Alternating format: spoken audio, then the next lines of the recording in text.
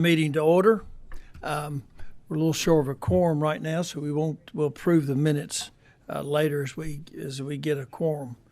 This is our sixth and final meeting of the interim for the Committee on Transportation for the 2024 interim.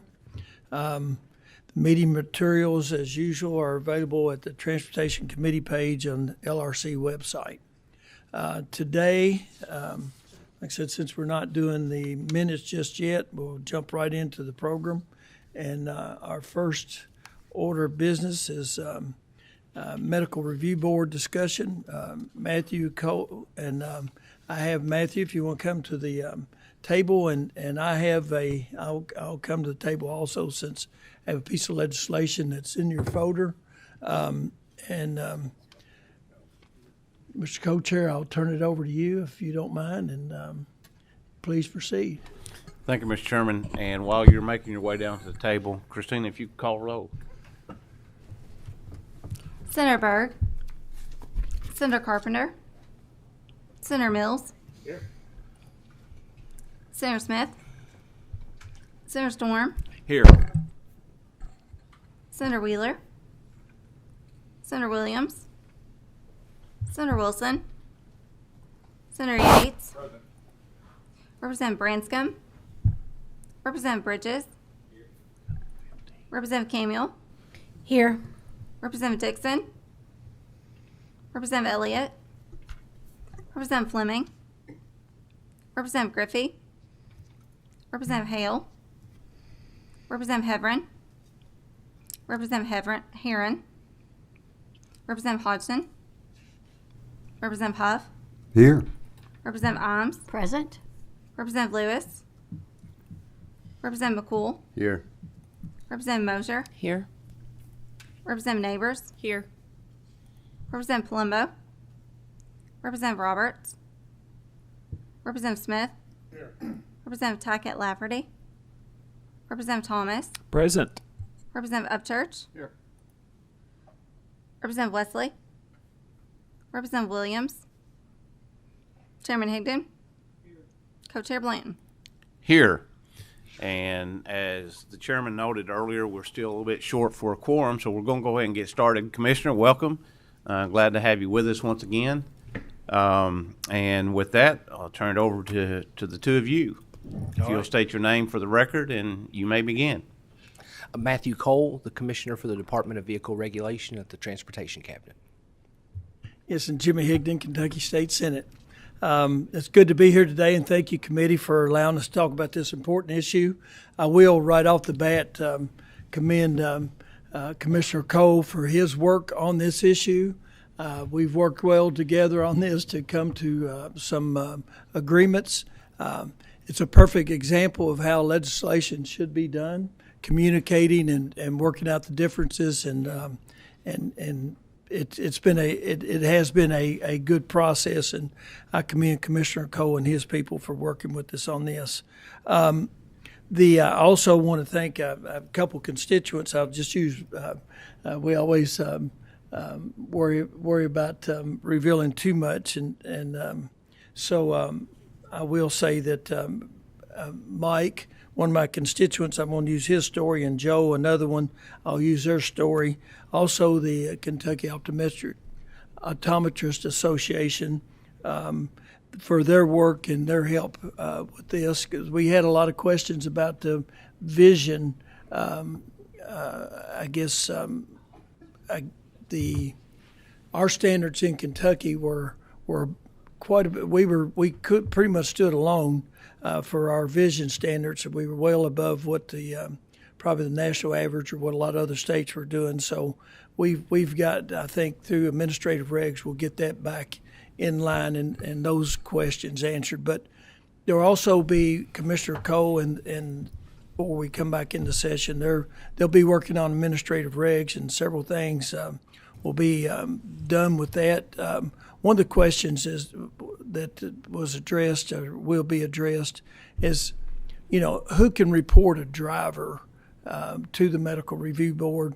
It was anyone in government or any medical professional or law enforcement could report a driver to the Medical Review Board. Now, with this legislation and through administrative regs, if two family members have a family member that doesn't need to be driving, they together can, both of them sign an affidavit, a sworn affidavit about the family member's condition and send that to the medical review board, or any medical professional or law enforcement professional would be the only ones that can report a person to the medical review board. And there's a form for that, TC 94-182.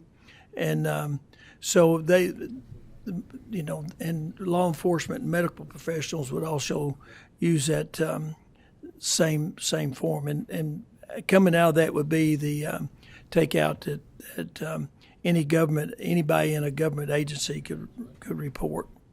And also we're going to change through administrative regs the vision requirements. And, so with that said, I'll get right into the legislation and the story. This primarily came to my attention. The first, I've had reports over the years of medical review board and questions from people, but one particularly hit close to home when one of my veterans in Marion County came to see me one day, and there is any 100% medically disabled veteran can get their disabled veteran license plate free of charge. So he goes to the county clerk's office to get his no charge 100% medically disabled veteran license plate. Because of some snafus we were having with this little Cavis, he was unable to get his free plate that day. And so he goes, and he's persistent, and he wanted to get his plate.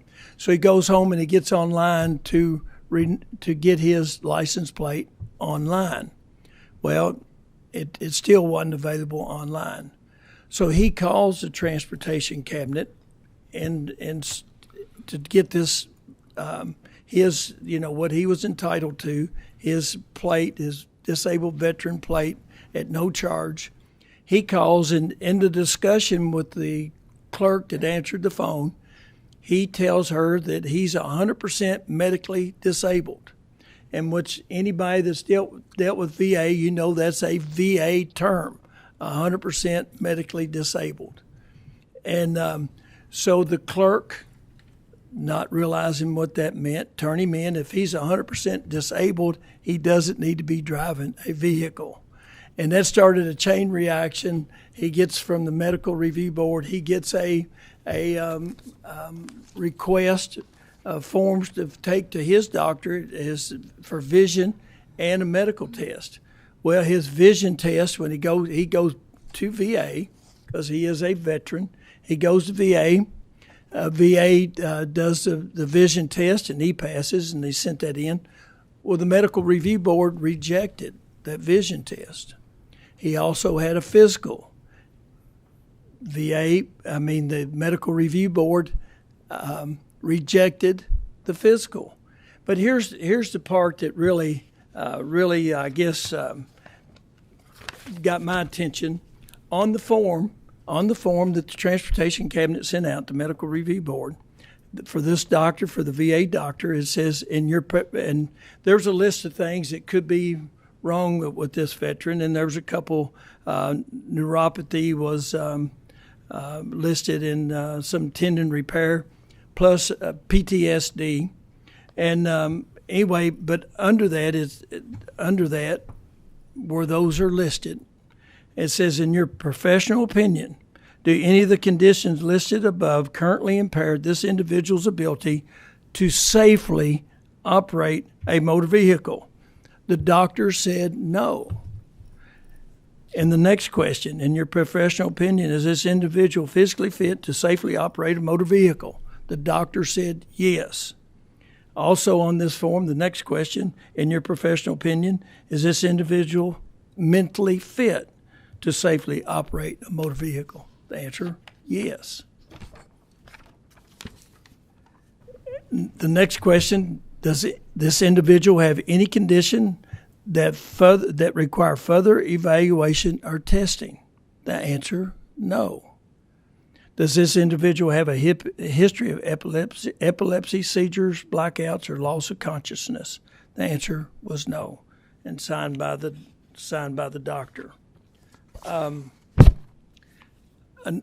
And so, again, he was denied and sent and was called in, said that his license were going to be suspended by the medical review board, and he was to go back and get further testing.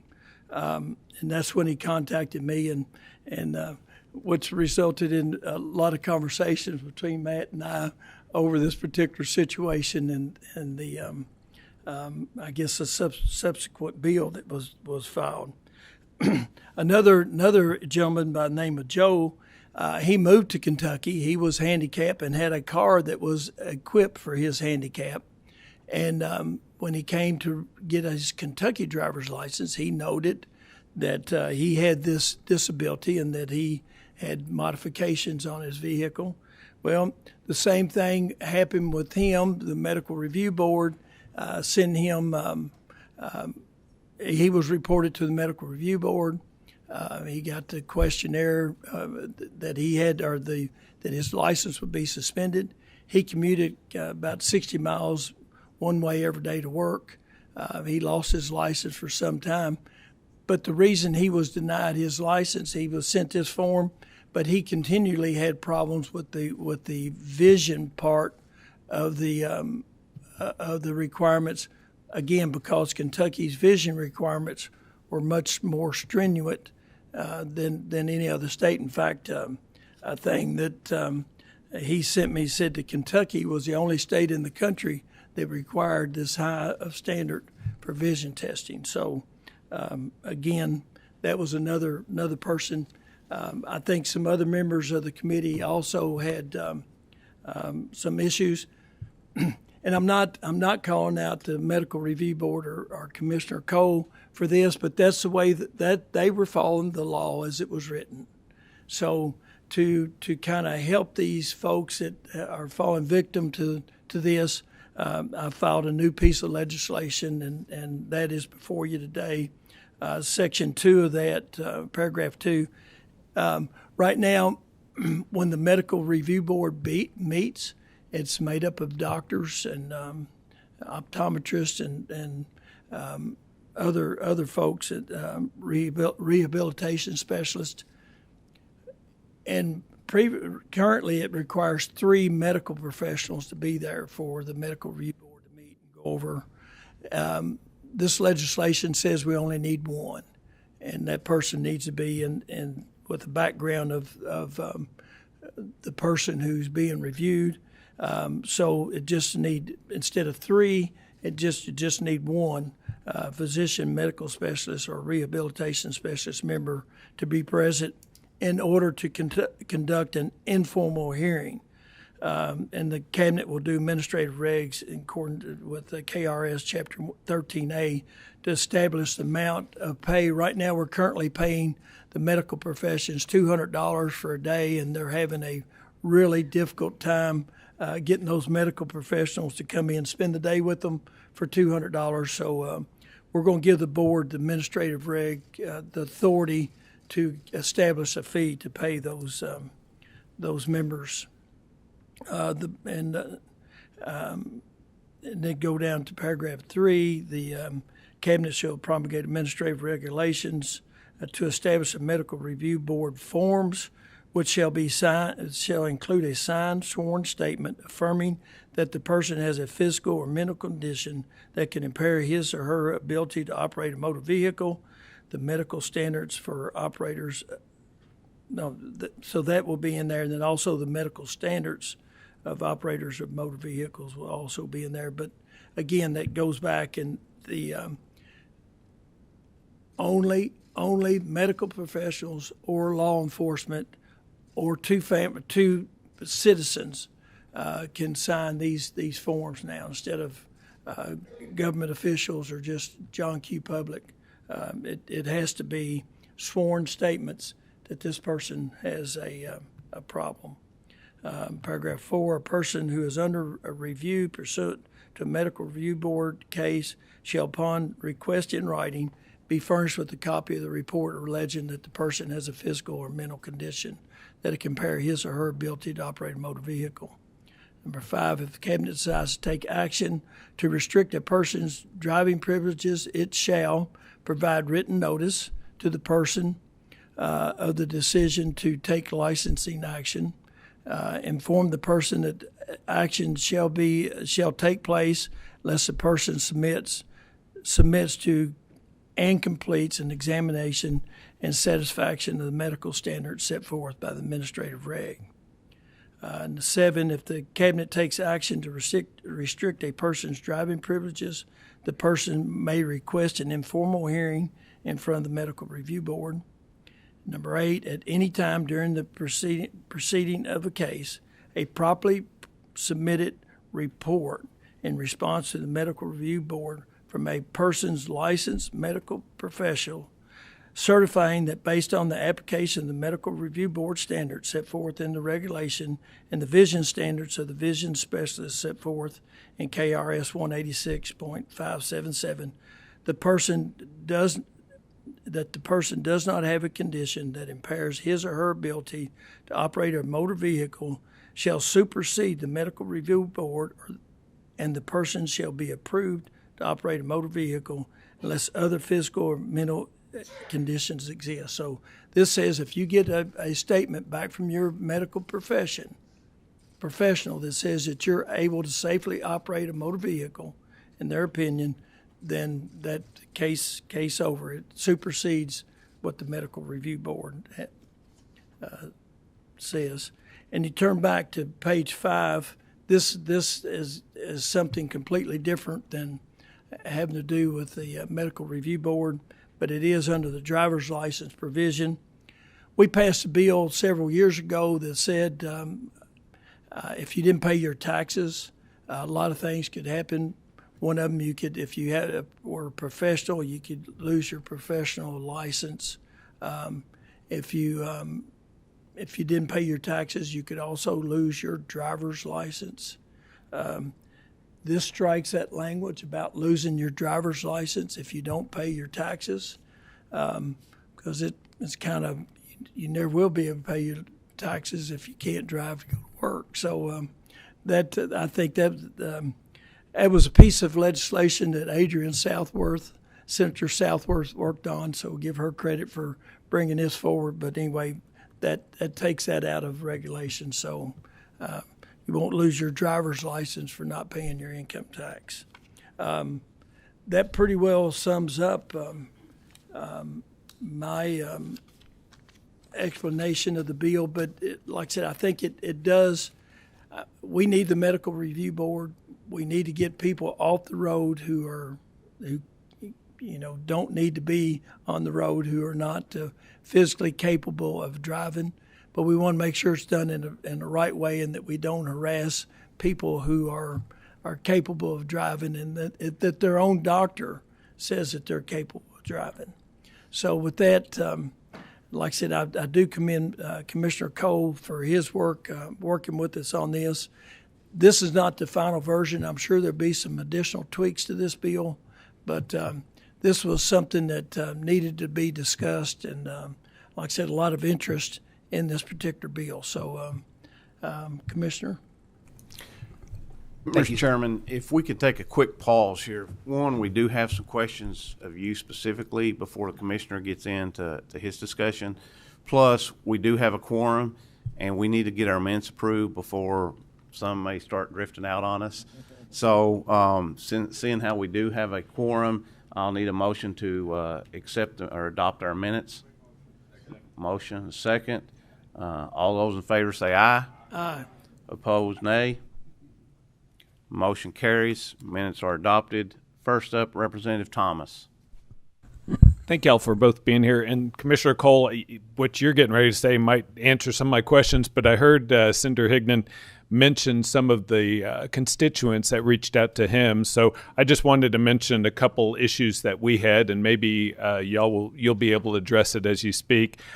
We had a young lady, I think she was 35 years old, She had a medical procedure, and when she went in, she was fasting before it. And so because of it, she passed out. Well, when she went to fill out her application, there's a spot there says, that have you ever passed out in the last year? And she was honest about it, and she said yes, but it was, I hate to say, if I haven't eaten in a day or two, I might pass out, and but then it started her down that path where she had to go and constantly get, medical approval. I think she finally does have her license back on that. And then the other was a individual. She had a minor accident that I don't think it was even reported to insurance or so. We had our chief of police look it up, and they couldn't even find record of it. But somehow the medical review board caught it and flagged her, and then she had to start before she could get her license back. So some of this, I don't know if it'll be covered or if the bill will help with some of this, but maybe as you speak, you could maybe comment on that. So, sure. And if you have any of those individual examples, send them our way, and we can review them specifically. Great. Thank you. Representative Elliott. Thank you, Mr. Chairman. And I've actually practiced in front of the medical review board before. I had a client once. He was an elderly client in Danville, and he had just bought a new car, and he was going down the road, and somehow he lost control of it due to some type of technologies. He explained it to me he wasn't able to control. And an assistant Commonwealth attorney came through and witnessed all of this, and before he knew it, his license were suspended. He went to his doctor, got a statement that, he was fine, other than, some arthritis and some other health issues. But that ensued about a 6-month journey of hiring me, going before the medical review board, presenting his doctor's report that he was fine, where he couldn't drive, just based upon, one incidence of, losing control of that new car. So I appreciate what you're trying to do here. I want to study it some more, but, as someone who has represented someone who's gone through this process, it's not a good process in some ways. And I think the idea that just anybody can create a situation where someone loses their license for a long period of time when they are clearly medically able to drive is not ideal. So I just want to compliment you on the effort that you're making here, because it's pretty insurmountable when somebody has to hire a lawyer and has a big full-blown hearing as to what you did that day and has to go through all of this. So I look forward to seeing this bill go through the process. Thank you. Representative Tackett Lafferty. Thank you for bringing this to the attention of the committee. I've also had an experience with someone, a lovely lady who attends my church. Actually, I think I sent this to Chair Blanton when it happened. But she went through an instance where she had a medical emergency, and her license were suspended based on the medical emergency. She went through all the proper procedures. She regained her license, was able to drive once again. About 2 years out, she received a letter saying that she had to once again go through a process in order to make sure she didn't lose her license, or possibly they took her license again upon condition that she passes another test. Well, so that didn't concern her too much. She knew she was in proper health to be driving. She is an elderly lady herself, but she also takes care of her 90-some-odd-year-old mother. And so her license and her being capable to drive is very important to her. But she's also on a fixed income, and she also helps with her elderly parents. And so she comes to me at church and tells me that, Ashley, my only option is either to pay $700 to have this exam or to wait 3 more months and pay $400. So either way, that was going to be a stretch on her budget in order to try to make sure that she's maintained her license after her doctor was very capable of saying that over the past couple of years that she'd been in good health, and it may have been something to that effect. But the list she was provided, it was very expensive for her to have this follow-up after she had already successfully regained her license. So that's something I'd really like to bring to your attention to make sure that we're not making it hard on these folks who sometimes already have a hard time making it on a budget, in order because keeping their license, that privilege is very important, and sometimes it's very hard to stretch another $400 or 3 months without your license, because basically if you don't get it done by this time, you're going to lose your license until you can take this. And that's sometimes hard for folks. So I'd like to bring that to the attention of this committee. Thank you. Senator Berg. Thank you for bringing up this very, very interesting subject. My question, and you may not know the answer, but my question is about liability. If a physician testifies, signs that a patient is capable of driving, that is no longer reviewed by the medical review board, it goes on itself, what is that physician's liability if that patient goes out, has an accident, and kills somebody? I'm just curious, because if you take away that oversight, I'm just a little worried you may be opening up that primary physician to some significant liability.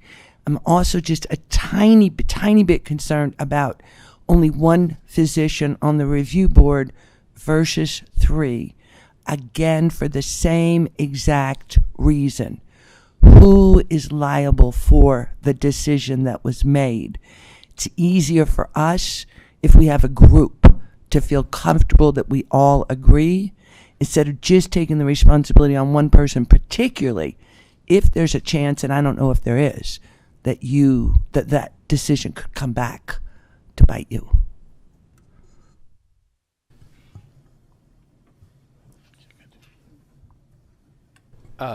If the doctor is going to attest to the person's driving ability, then obviously I would defer to the lawyers in the group, but that would seem to indicate that they would assume the liability if the person is found to be deficient of the state established standards. And that's really the only thing that we work off of. We don't look at somebody and say they look healthy, I think they're good to drive. Everything that we require is in a measurable test, and if they meet the standards, they're eligible to drive. So that's just one point of view that we could have on that topic. The same would go for the medical doctor. If they met the standards, they do the test, they meet the standards. So Senator Yates is going to have a response, but hang on just a second, Senator. I'm going to say something before you do. He's next on the list anyways, and he is an attorney.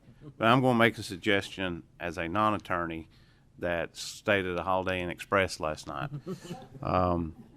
Maybe the form should include something along the line of on this day or at the time of this exam. Does that provide them a little more protection? But with that, I'm going to turn it over to Senator Yates. He's wanting to respond, plus he has a question. Yeah.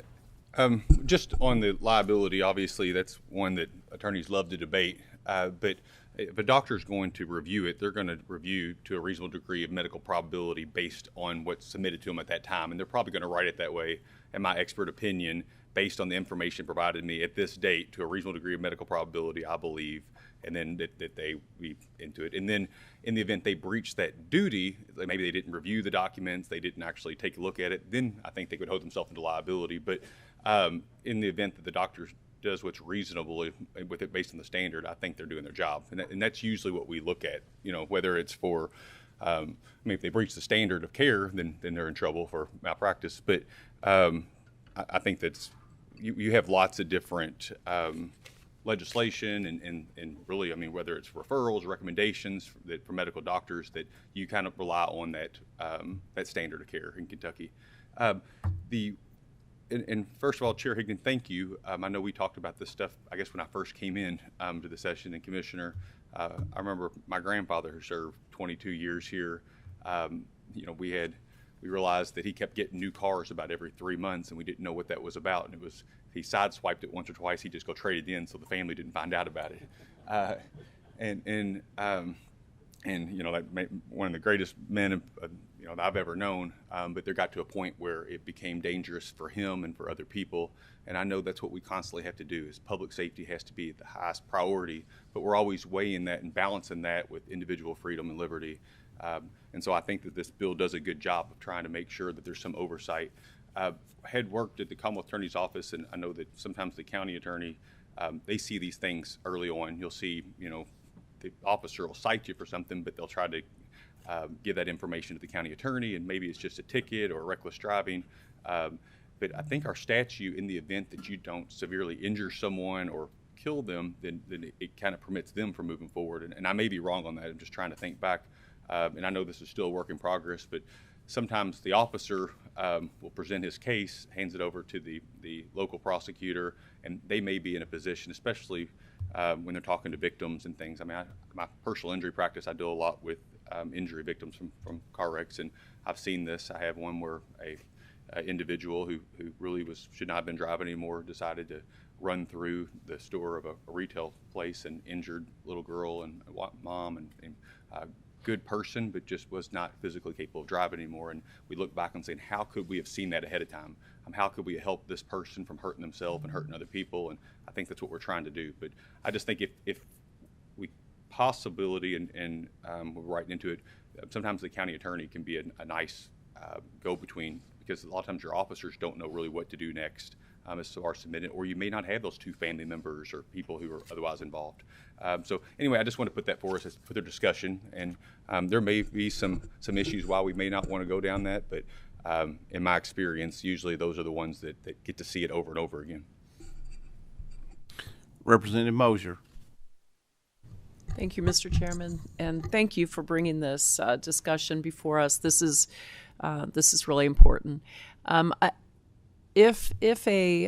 assume that the cabinet is who is establishing the regulations that establish the duties of the medical review board. Is that kind of where we are? Okay, and so do you then, or does the medical review board take the recommendation? Is it laid out in statute, I guess, or maybe since it's in regs, that the medical review board must recognize the recommendations of a person's personal physician? How does that work? It sounds like the medical review board has the final say in whether or not those recommendations are recognized. And I just wonder, if a physician, an outside physician, says that the person is healthy and able to drive, that I guess I'm trying to understand the actual duties then of the medical review panel. Is it just to look at the signed affidavits and make sure all the forms are in place? Great question. Like Senator mentioned, on that one instance, the doctor did sign that they felt they were good to drive, but I'm not sure that they were fully knowledgeable of the standards of someone being able to drive. And in some cases, like neuropathy, that is usually a degenerative condition that gets worse.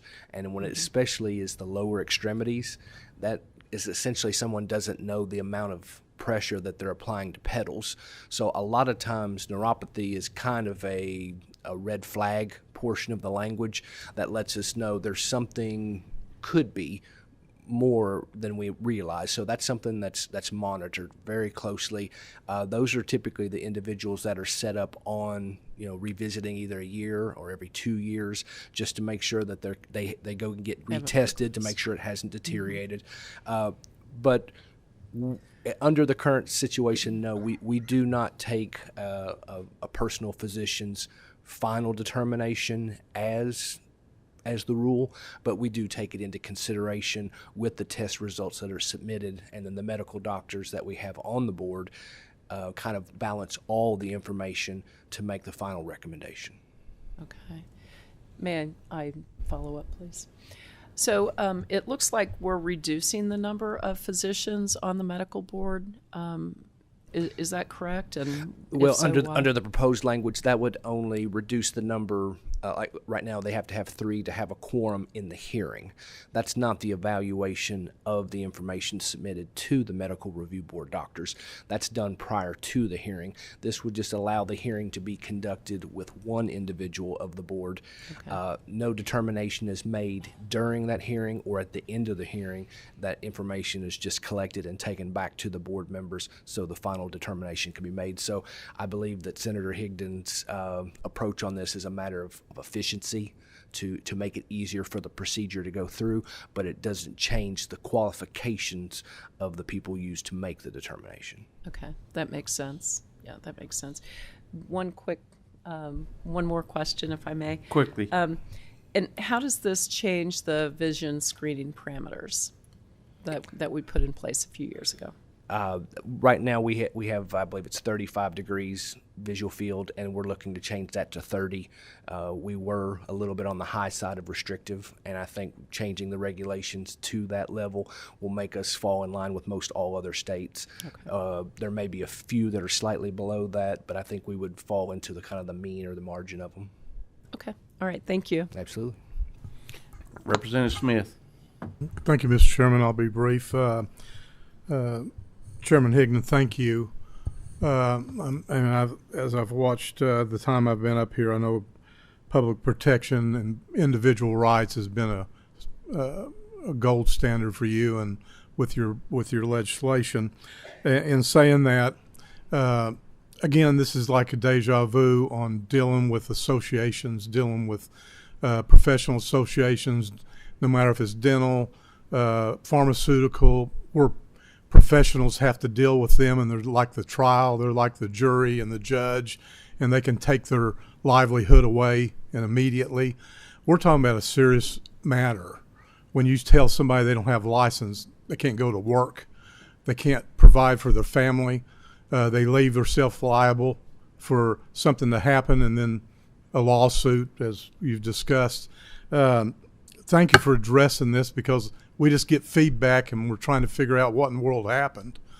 And you just gave a prime example of red flag of a government interfering with somebody's rights by them passing a standard and then being denied. I mean, this is every day happening in government and happening in these associations that are over professionals. Somebody's got to figure this out and reel these things in. And I appreciate you straightening this one point up, but I'm telling you, I hear it with professionals dealing with their own associations, losing their livelihoods over a particular matter. And we have that set up through oversight and investigation. We need to start looking into these things that our citizens are having to deal with on a daily basis. And I appreciate you taking this situation on, but we need to expand it. We need to start taking a look at everybody's daily lives. We're all up here trying to figure out how to get jobs. We also need to retain jobs and help people to be able to stay in them. This is one incident. And I can tell you some others if they've gone through on this licensing, this new licensing, that deal that we're doing.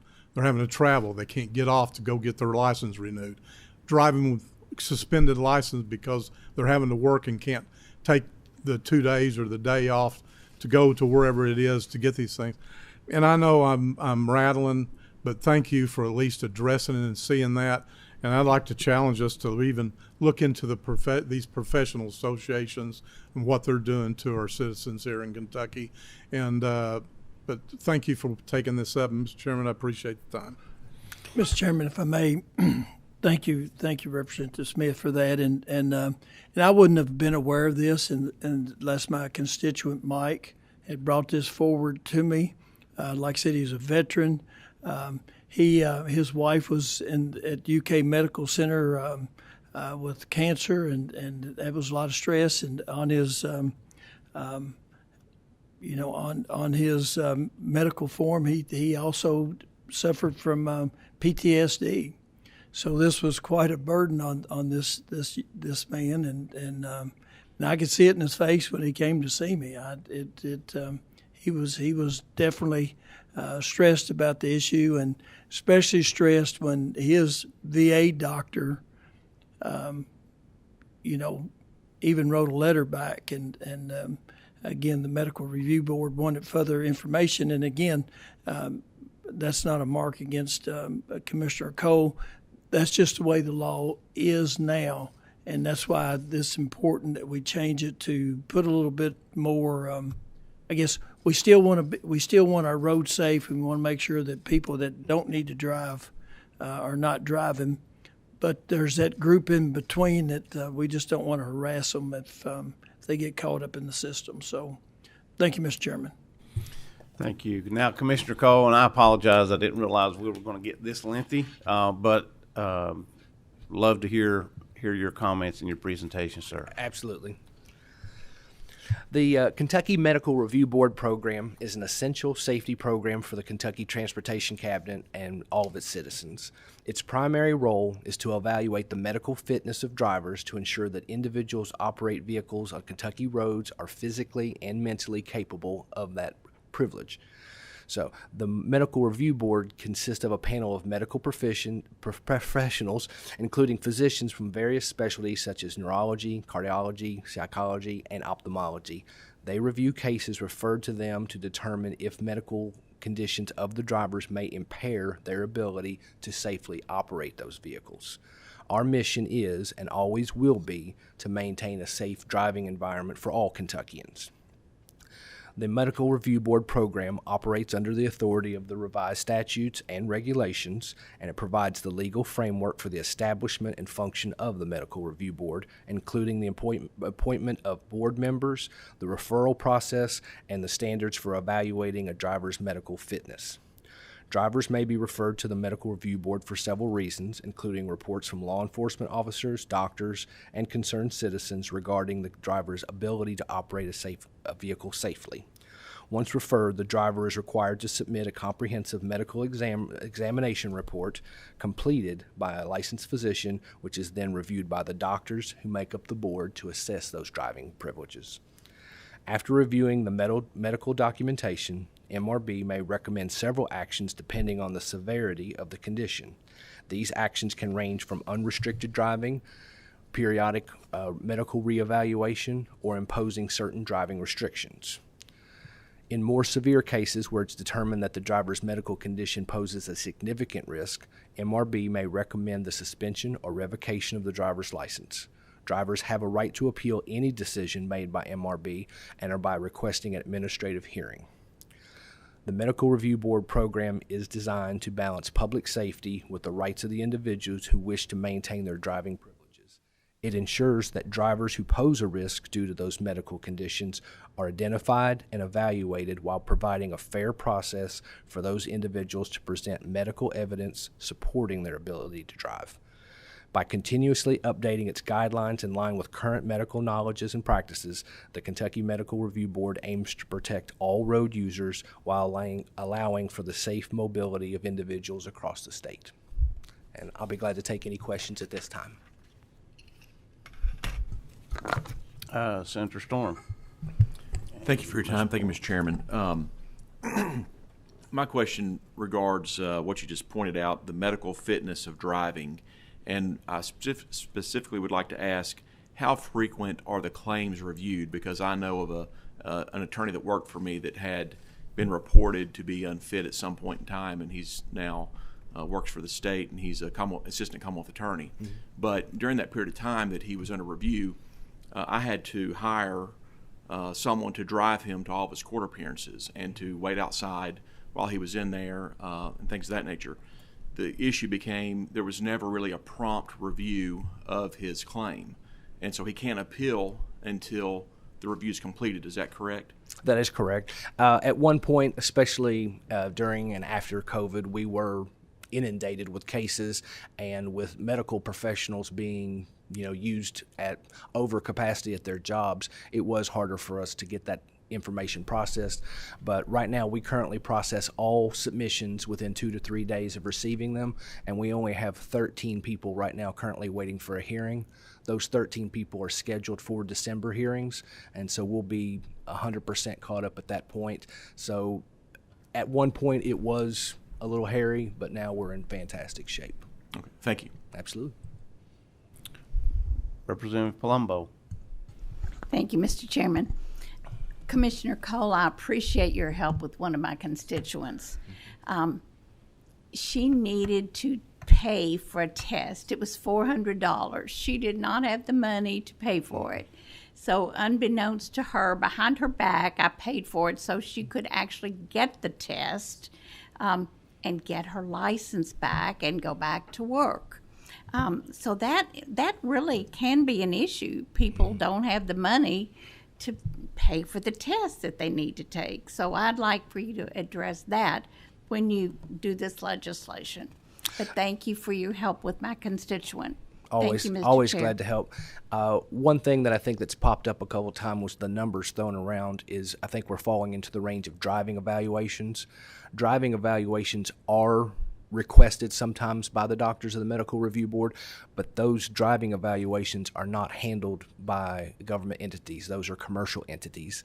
A lot of times they are hard to find an appointment. They're only available in some of the larger cities, and they do come at extreme cost. So we would always be glad to come to the table to address how we can maybe make that part of the system work better. Representative Tackett Lafferty. Which is basically a follow-up, Commissioner Cole, to what I was speaking of earlier as well. Is there any way that we can transfer these evaluations to our regional Kentucky driver's license locations? I believe at no cost to Senator Higdon constituents? has a couple ideas that Great. he's been kind of throwing around. So I think we'll continue to see if we can't find a better way to skin a cat on this one. Thank you. Thank you.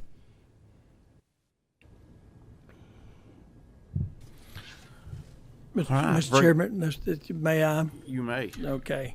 And Representative Tackett Lafferty, I have had some discussions with some folks about the driver's testing and to try to find a more reasonable way to get that done instead of the $600.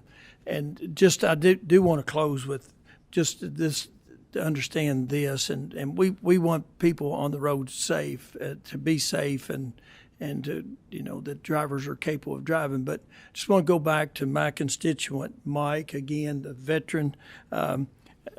He went to the county clerk's office. Simply, all he wanted to do was get his what this General Assembly has entitled him to is a free license plate because he's a 100% disabled veteran. That's all he wanted to do. He went to the county clerk's office and couldn't get it. Went online and couldn't get it. He called the transportation cabinet, and I'm sure that conversation didn't go just right. Matt's listened to it. I didn't, but it probably didn't go just right. And he was reported. Because he said he was 100% disabled.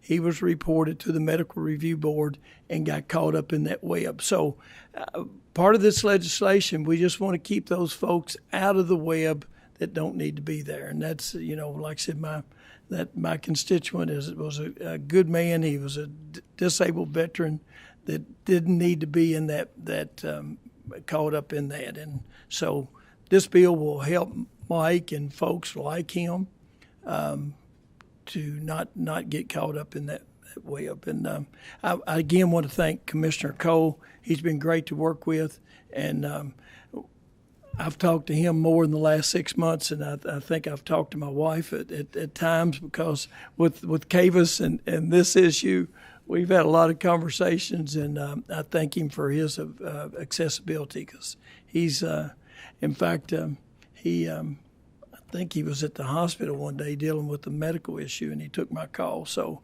he's certainly been dedicated and great to work with. So thank you, Commissioner. Thank you, Mr. Chairman. Thank you, Mr. Chairman. And Commissioner, I want to say thank you as well on this particular issue, but on any issue that we're we contact you about. You're always responsive. You're always looking to try to be helpful. And you know, we pass legislation here all the time. I would argue we pass way too much legislation here all the time. However, we do, and it takes sometimes these things being implemented and then us hearing from our constituents to realize, okay, we need to kind of look at things. And so thank you to you and your staff when this was brought to your attention, to Chairman Higdon, to begin to say, okay, we need to make some tweaks to this legislation. There's some issues here that we didn't realize. And again, I will remind folks, that piece of paper that's been sent in, even though it's been filled out, even though question, it can't have empathy nor sympathy. It's black and white, and your board was going by the law as it was written. But once we've seen the impacts it has on our constituents, we begin to realize, using empathy and sympathy, that some adjustments need to be made. So thank you for being willing to work with us on this and on every situation we contact you. You're always there and always answer the phone and so helpful. We really appreciate you. Always glad to help, and as we know, this is just the evolution of the program. It continues to evolve and change, and we want to make it great for all Kentuckians. Yes, sir. Thank you. And Mr. Chairman, if you're finished, as you make your way back up, I'm going to recognize some House members. Well, I was going to suggest you go ahead and do that, and because all the departing members are members of the House, and Yep. if you don't mind, please do the honor. Yes, thank you. So this is our last meeting of the interim joint meeting of transportation. We do have some members that will no longer be with us, as they've chosen, each of these have actually chosen not to run again. That being Representative Jonathan Dixon, Representative Rachel Roberts, and one of the most polite, one of the most humble and caring people that you will meet in the General Assembly has chose to go home after decades of her service. I'm going to miss my Valentine candy that I got each year, and that is Miss Ruth Ann Palumbo. Ruth Ann, thank you so much for your service to the people of your district and this Commonwealth. You did so with great honor and dignity, and you have been a true representative of the people. Thank you for your service. Also, I will mention that Representative Herron will be moving down to the other end of the building, to the Senate. I have committed to her not to hold that against her. So we're going to miss you. She's right down here.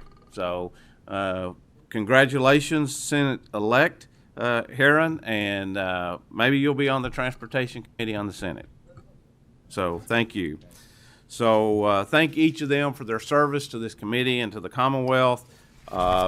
With that, there being no other questions or comment, this being our last meeting, Co-Chair Higdon and I would like to thank the members for their time and attention during this entire interim. And as always, our thanks goes out to our staff as well. They do a fabulous job. We have great LRC staff, but I'm going to be a little bit biased here and say we've got the best on transportation, and we really appreciate all of them. With that, happy Thanksgiving to all. Merry Christmas if I don't see you. May God bless you all. With that, I'll entertain a motion to adjourn. Motion to adjourn. We are adjourned.